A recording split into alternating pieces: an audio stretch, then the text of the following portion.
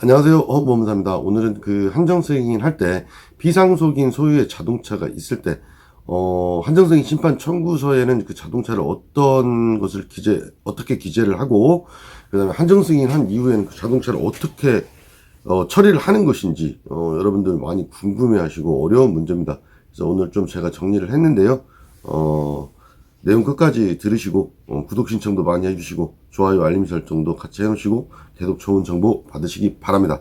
자, 왼쪽에 보시면 그 제 상담 예약할 수 있는 전화번호가 있습니다.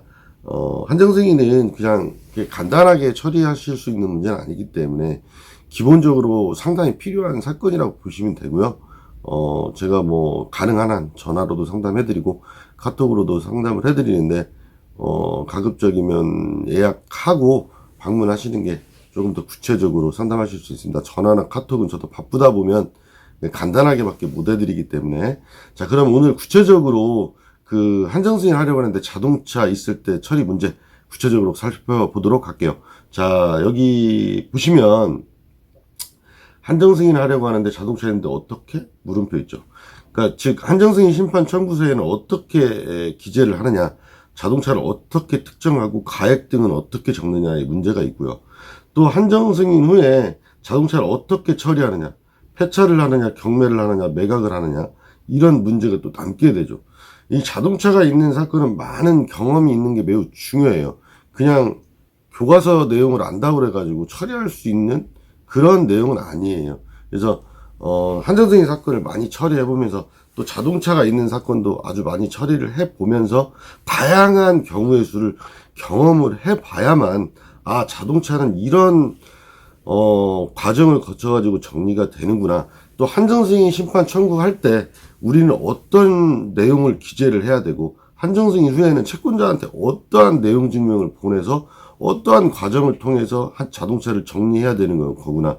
이런 거는 사실 경험을 통해서 알 수밖에 없는 것이거든요. 자, 구체적으로 한번 살펴볼게요. 여기 보시면 한정승인 심판 청구서 어떻게 기재? 자동차 특정 가액 등. 그러니까 한정승인 심판 청구서에는 상속 재산 목록을 기재하게 되어 있고 적극 재산에 자동차를 적어야죠. 피상속인의 재산이니까요. 자, 그러면 여기 자동차 등록번호 적고 차명 적고 차종 적고 연식을 적는 것은 뭐 기본적인 사항이죠. 그 다음에 이제 압류권자가 있으면 압류권자들도 기재해야 되고 저당권자가 있으면 저당권자도 기재를 해야 되겠죠. 이 저당권자를 기재를 해줘야 되는 이유가 뭐냐면 나중에 청산 단계에서 이 저당권자는 우선권자예요. 그 자동차의 환가대금에 있어서 우선권자예요. 그래서 다른 채권자들이 그 내용을 알고 있어야 되기 때문에 저당권자도 반드시 기재를 해야 됩니다. 그러니까 자동차 등록 원부는 갑구가 있고 을구가 있어요. 갑구는 소유권에 관한 사항이고 을구는 소유권 이해에 관한 사항인데 저당권자들은 을구에 나와 있어요. 그래서 자동차 등록 원부를 발급받아서 갑구와 을구를 발급받아서 내용을 다 철저하게 꼼꼼하게 체크를 하셔야 되는 거죠. 그 다음에 차량 가액이 있는데 특별한정승인은 차량 가액을 반드시 기재를 해야 돼요. 근데 일반한정승인은 기재할 필요가 없는 거예요. 이거 왜 그러죠? 특별한정승인은 이제 뭐 지금 일반한정승인하고 비교했을 때 상속 채무가 상속 재산보다 많은 경우, 빚이 더 많은 경우만 할 수 있는 거예요. 일반한정승인은 뭐 빚이 더 많든 재산이 더 많든 상관없이 할 수 있는 거예요. 그래서 특별한정승인은 반드시 빚이 더 많아야 되기 때문에 액수로 그걸 소명을 해야 되는 거고, 일반한정승인 기재할 필요가 없어요. 물론 일반한정승인도 빚이 더 많으니까 하지만 일반한정승인 요건은 빚이 더 많아야 된다 이런 요건은 없어요. 모르는 채무가 있을까봐 하는 사람들도 있기 때문에. 그러니까 상속개시 있음을 안 날로부터 3개월 이내에 하는 일반한정승인에는 차량 가액을 반드시 기재할 필요는 없어요. 물론 가끔 기재를 안 하고 내면 법원에서 보정명령이 나와서 차량 가액을 기재하라고 하는 경우도 있어요. 일반한정승인도. 그런 경우에는 기재할 필요 없는 거 이렇게 싸우실 필요는 없는 거고, 내 차량 가격 조회하기 이런 서비스들 있잖아요. 그거 출력해서 내시면 될 수밖에 없는 거죠. 그러나 이게 이제 기재를 가급적이면 저는 안 해요. 일반한정승인에는. 왜냐하면 나중에 폐차를 하는 경우도 있고, 또 매각을 해야 되는 경우도 있고, 또 청산을 위한 형식적 경매를 하는 경우도 있는데 거기에 가액을 정확히 적어버린다는 것이 나중에 후속 절차 때 오히려 고객들한테 더 피해를 입힐 수 있기 때문에 저는 가액을 안 적어요. 예. 적는 분들도 계시겠죠. 업무의 방식은 다르니까. 그러나 저는 안 적는 거예요. 왜? 요건에 해당되지 않는 거기 때문에. 근데 특별한 정승인은 반드시 기재해야 돼. 특별한 정승인 상속 개시 있으면 안날로부터 3개월 이내에 상속폭이나 한정 승인을 안 하거나 재산을 처분해서 뭐 단순 승인으로 간주된 사람이 나중에 상속 채무가 상속 재산보다 많다는 사실을 알면 그때로부터 3개월 이내에 하는 그 특별한 정승인이 있는데, 이때는 상속 채무가 더 많아야 되기 때문에 가액을 반드시 기재를 해야 됩니다.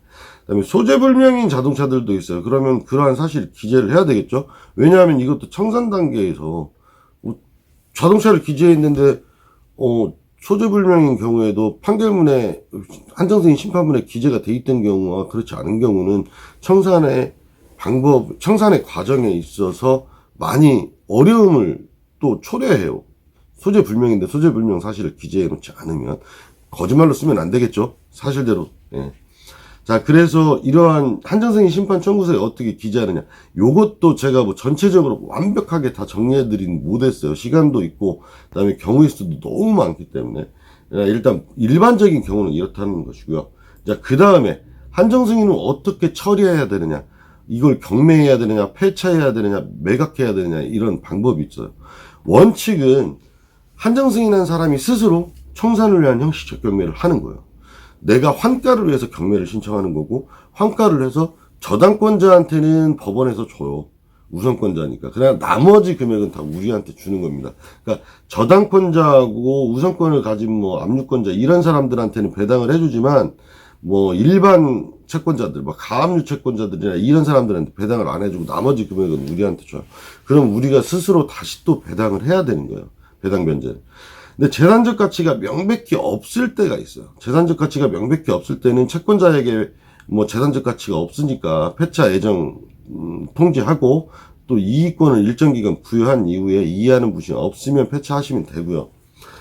또 중고로 매각해야 되는 경우가 있어요. 예를 들어서 이거 자동차 경매해보니 한 200만 원 나올 것 같아요. 그럼 집행비용 빼면 오히려 더 돈이 없잖아요. 집행비용이 200 정도는 들어간단 말이에요. 자동차는. 보관료가 있어서 그래요. 특히. 채권자에게 중고 매각 예정과 금액을 통지해주고 이익권 부여 이후에 일정 기간 지나서 채권자들이 이의 없으면 매각해서 처리하면 돼요. 경매든 폐차든 중고 매각이든 절차 이후에 그 환가된 돈을 가지고 또 배당을 해줘야 되는 거죠. 상속 채권자들한테 적법하게. 폐차도 폐차비가 나오잖아요. 그것도 상속재산에 편입해서 절차 이후에는 또 배당을 해줘야 돼요. 자, 이게 또 한정승인으로 이전 등록해야 되는 문제, 보험 가입해야 되는 문제, 이런 중요한 사항이 체크할 부분이 많아요.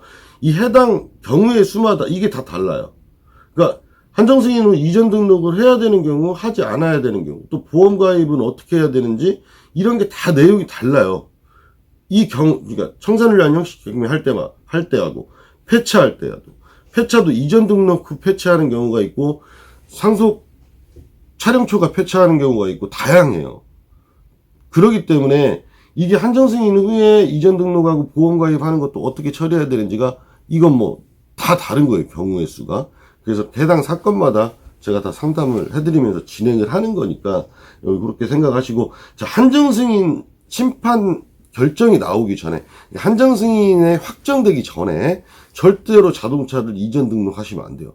그건 상속재산 처분한 것이 돼서 한정승인이 효력이 없게 돼요. 그러니까 한정승인 심판문을 수령한 이후에, 한정승인이 확정된 이후에만 자동차를 처리를 하기 시작하셔야 되는 거예요. 그 전에는 현상 그대로 명의도 이전하시면 안 되고. 그래서 자동차가 있을 때는 굉장히 체크해야 되는 것도 많고 경험도 매우 중요한 그런 사안이라고 보시면 되겠습니다. 자, 허은법무사와 함께 상속 한정승인 오늘은 여기까지 하도록 하겠습니다. 감사합니다.